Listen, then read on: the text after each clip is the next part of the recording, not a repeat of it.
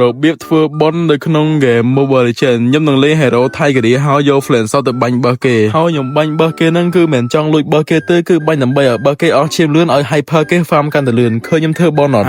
ហើយណាគ្នារបស់ខ្ញុំលួចបើសគេបានហ្នឹងអូចាប់បាត់ហើយក្មេងណាធ្លាក់នរក18ជាប់បាត់ហើយបាត់ហើយ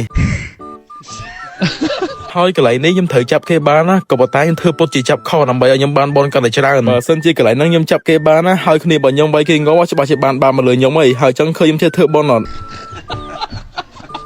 ហើយកន្លែងនេះខ្ញុំធ្វើពុតជាចាប់គេខុសទៀតហើយបើកាលណាខ្ញុំចាប់គេបានគ្នារបស់ខ្ញុំវាយគេងប់ខ្ញុំបាបទៀតឃើញខ្ញុំចេះធ្វើបនអត់ចឹងអ្នកគ្នាអាចរៀនធ្វើបនតាមខ្ញុំបានណាគ្រាន់ចូលហ្គេមហើយកុំវាយគេងប់ទៅបានបនមកលើយើងហើយបើសិនជាគ្នាយើងជាខ្ញុំមិនដឹងទេណា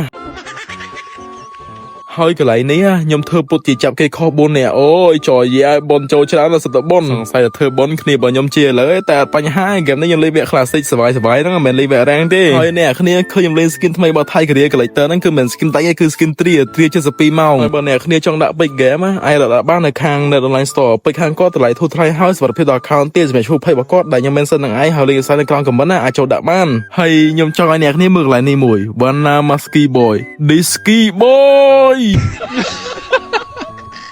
ហើយអត់តអត់ទេនៅកន្លែងនេះមួយទៀតចាំមើលនេះ The Best មកតែប៉ិតទៅខ្ញុំចង់ធ្វើបនធ្វើចាប់គេខុសហ្នឹងតែប៉ិតទៅមិនលេងមែនតើខ្ញុំចាប់គេខុសហ្នឹងទេខ្ញុំធ្វើបនទេហើយបជាអ្នកគ្នាបើចង់ធ្វើបនដូចខ្ញុំធ្វើវគ្គ Classic ណាកុំធ្វើវគ្គ Rank យ៉ាគេជាខ្ញុំអត់ដឹងទេចឹងបាយប៉ុណ្្នឹងឯង